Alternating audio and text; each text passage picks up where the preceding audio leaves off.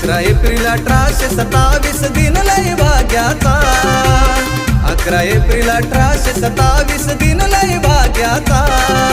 क्रांती सूर्याचा जन्म झाला ज्योतिबा फुलेंचा, क्रांती सूर्याचा जन्म झाला ज्योतिबा फुलेंचा।